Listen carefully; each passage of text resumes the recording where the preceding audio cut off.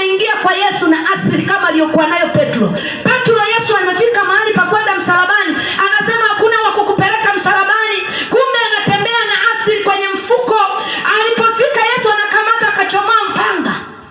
Asili zetu zimekuwa upanga ndani ya nyumba ya Mungu. Asili ya Kihehe imekuwa upanga ndani ya nyumba ya Mungu.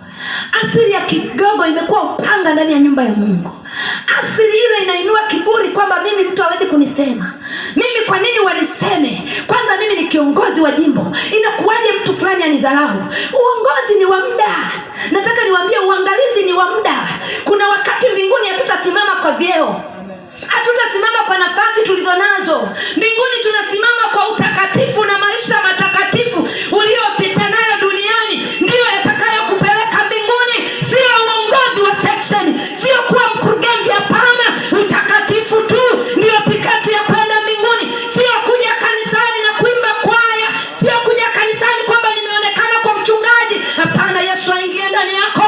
Yesu anasema yeye ndiye atakayetuingiza kwenye ufalme. Bwana Yesu asifiwe. Yeye ni njia, kweli na uzima. Mtu aingii kwa Baba isipokuwa kwa njia ya Yesu Kristo.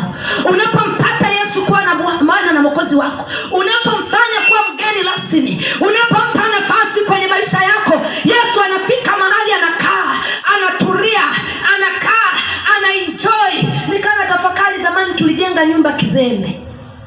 Yaani mpaka na nyingine natubu, namwambia Mungu nisamehe. Tumejenga vyumba vyote vimejaa, hakuna chumba cha Yesu kwenye nyumba yangu. Hakuna chumba cha ibada cha Mungu.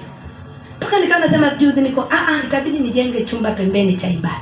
Kuna wakati unatamani uogelee, ujifungie humo. Ukienda madhabahuni unakosa nafasi, kuna watu wana maombi yao.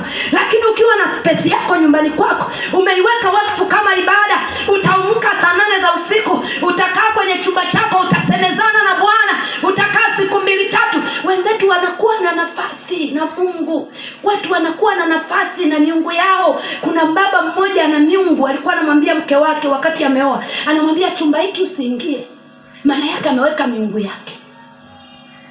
Sasa binti anajiuliza, jamani, huyu baba amenioa, ananipenda sana, kwa nini anizuie nyumba yote hii? Kwa nini anizuie chumba kimoja kuingia? Wamekaa mwaka wa kwanza, mwaka wa pili, kaja dada yake, wewe utakuwa mjinga. Kwa nini akuzuia kuingia? Umezaa na mtoto, twende tufungue. Kufungua wanakutana na lijoka. Yeye mwenzao ikifika kila wiki, mwisho wa wiki Jumamosi anaingia huko, analala huko, anashinda huko, anakuja kutoka saa 7 za usiku. Ni miungu yake, ni ibada yake. Sisi watu wa Mungu hatuna nafasi na Mungu. Nyumba zetu zote zimejaa chumba cha watoto, chumba cha wageni, chumba cha wakaka, chumba cha kwangu. Cha Mungu akipo sebule ya watu wote. Bwana Yesu asifiwe.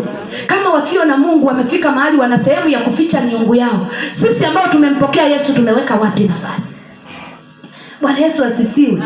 Yesu amezaliwa tena awe mwokozi wa maisha yetu, na uwezo wa kifalme uko mabegani mwake. Amini leo utapokea uzima. Amini leo utatembea kwa ushindi. Amini leo utatembea kwa kifua mbele ukiwa na Yesu. Bwana Yesu asifiwe. Tunaenda kuanza mwaka, nenda na Yesu. Atembea. Yaani kuanzia leo sema, Yesu sikuachi. Ninatembea huku nina Yesu. Yaani isi kama umemshika mkono hivi, isi kama umeshikana naye. Unapotembea mwambie Yesu, ndio nimekushika hivi. Mimi sivuki peke yangu Yesu, nataka kuvuka na wewe. Ile athiri ya kwetu sivuki nayo, ile tabia ya kwetu sivuki nayo.